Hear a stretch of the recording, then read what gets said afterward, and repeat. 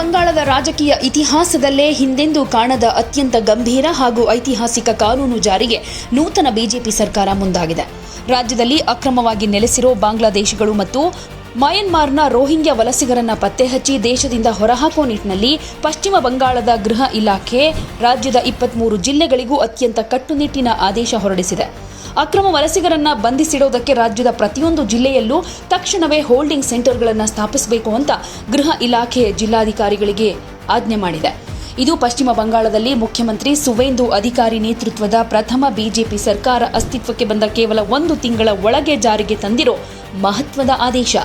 3 ದಿನಗಳ ಹಿಂದೆಯಷ್ಟೇ ಸಿಎಂ ಸುವೇಂದು ಅಧಿಕಾರಿ ಅವರು ಅಕ್ರಮ ನುಸುಳುಕೋರರ ವಿರುದ್ಧ ಡಿಟೆಕ್ಟ್, ಡಿಲೀಟ್ ಮತ್ತು ಡಿಪೋರ್ಟ್ ಅನ್ನೋ ಅತ್ಯಂತ ಕಠಿಣ ನೀತಿಗಳನ್ನು ಘೋಷಿಸಿದ್ರು. ಅಕ್ರಮ ಬಾಂಗ್ಲಾದೇಶಿ ವಲಸಿಗರ ವಿರುದ್ಧ ಇಂತಹ ಕಠಿಣ ಸೌಲಭ್ಯಗಳನ್ನು ಮತ್ತು ಬಂಧನ ಕೇಂದ್ರಗಳನ್ನು ಸ್ಥಾಪನೆ ಮಾಡ್ತಾ ಇರೋ ಭಾರತದ 2ನೇ ಬಿಜೆಪಿ ಆಡಳಿತದ ರಾಜ್ಯ ಅನ್ನೋ ಹೆಗ್ಗಳಿಕೆಗೆ ಪಶ್ಚಿಮ ಬಂಗಾಳ ಪಾತ್ರವಾಗಿದೆ. ಇದಕ್ಕೂ ಮುಂಚೆ ಅಸ್ಸಾಂ ರಾಜ್ಯದಲ್ಲಿ ಇಂತಹ ವ್ಯವಸ್ಥೆಯನ್ನು ಜಾರಿಗೊಳಿಸಲಾಗಿದ್ದು 2023ರಲ್ಲಿ ಅಲ್ಲಿನ ಮೊದಲ ಟ್ರಾನ್ಸಿಟ್ ಕ್ಯಾಂಪ್ ಅಧಿಕೃತವಾಗಿ ಕಾರ್ಯಾರಂಭ ಮಾಡಿತ್ತು.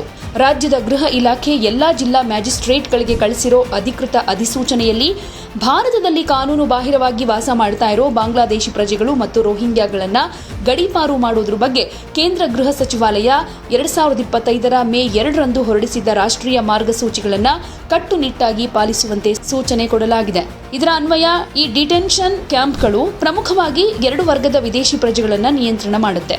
ದೇಶದ ಒಳಗಡೆ ಭದ್ರತಾ ಸಂಸ್ಥೆಗಳಿಂದ ಅಕ್ರಮವಾಗಿ ಓಡಾಡುವಾಗ ಸಿಕ್ಕಿಬಿದ್ದ ವಿದೇಶಿಗರು ಭಾರತದ ವಿವಿಧ ಜೈಲುಗಳಲ್ಲಿ ಶಿಕ್ಷಾವಧಿ ಮುಗಿಸಿ ತಮ್ಮ ಸ್ವದೇಶಕ್ಕೆ ಮರಳಿ ಹೋಗೋದಕ್ಕೆ ಕಾಯ್ತಾ ಇರೋ ವಿದೇಶಿ ಕೈದಿಗಳು, ಭಾರತೀಯ ಪೌರತ್ವ ಕಾಯ್ದೆ ಪ್ರಕಾರ ಯಾವುದೇ ವಿದೇಶಿ ಪ್ರಜೆ ಸಿಂಧುವಾದ ಪ್ರವಾಸ ದಾಖಲೆಗಳಿಲ್ಲದೆ ಭಾರತದ ಗಡಿ ಪ್ರವೇಶ ಮಾಡಿದ್ರೆ ಅಥವಾ ಸಿಂಧುವಾದ ದಾಖಲೆಗಳೊಂದಿಗೆ ಬಂದು ಅನುಮತಿಸಲಾದ ಅವಧಿ ಮುಗಿದ ಮೇಲೂ ದೇಶದಲ್ಲಿದ್ರೆ ಅವರನ್ನ ಅಕ್ರಮ ವಲಸಿಗ ಅಂತ ಕನ್ಸಿಡರ್ ಮಾಡಲಾಗುತ್ತೆ.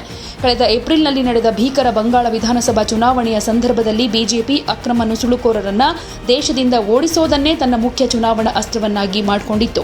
ಈಗ ಅದನ್ನ ಜಾರಿಗೆ ತರೋ ಪ್ರಯತ್ನವನ್ನ ಮಾಡ್ತಾ ಇರೋದ್ರಿಂದ ಬಯೋಮೆಟ್ರಿಕ್ ಸಂಗ್ರಹ ಹಾಗೆ ವಿಶೇಷ ಟಾಸ್ಕ್ ಫೋರ್ಸ್ ರಚನೆಯನ್ನ ಮಾಡಿ ಕ್ರಮಕ್ಕೆ ಮುಂದಾಗ್ತಾ ಇದೆ.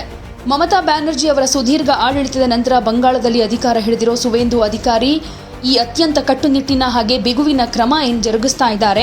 ಇದು ದೇಶದ ಜಾಗತಿಕ ಮತ್ತು ಆಂತರಿಕ ಭದ್ರತೆಯ ದೃಷ್ಟಿಯಿಂದ ಭಾರಿ ಮಹತ್ವ ಪಡೆದುಕೊಂಡಿದ್ದು ಮುಂದಿನ ದಿನಗಳಲ್ಲಿ ಪಶ್ಚಿಮ ಬಂಗಾಳದ ರಾಜಕೀಯ ಅಖಾಡದಲ್ಲಿ ಮತ್ತಷ್ಟು ಸಂಚಲನ ಸೃಷ್ಟಿಯಾಗುವುದು ಮಾತ್ರ ಗ್ಯಾರಂಟಿ ಅಂತಾನೆ ಹೇಳಲಾಗ್ತಾ ಇದೆ. ಯಾವುದೇ ಸುದ್ದಿಯ ಅಪ್ಡೇಟ್ ಅನ್ನ ಮಿಸ್ ಮಾಡ್ಕೊಳ್ಬಾರ್ದು ಅಂದ್ರೆ ಈಗ್ಲೇ ಒನ್ ಇಂಡಿಯಾವನ್ನ ಸಬ್ಸ್ಕ್ರೈಬ್ ಮಾಡಿ. ನಿಮಗೆ ಬೇಕಾದ ಭಾಷೆಯಲ್ಲಿ ಎಲ್ಲಾ ಸುದ್ದಿ ತಿಳಿಬೇಕು ಅಂದ್ರೆ ಒನ್ ಇಂಡಿಯಾ ಆಪ್ ಅನ್ನ ಡೌನ್ಲೋಡ್ ಮಾಡ್ಕೊಳ್ಳಿ.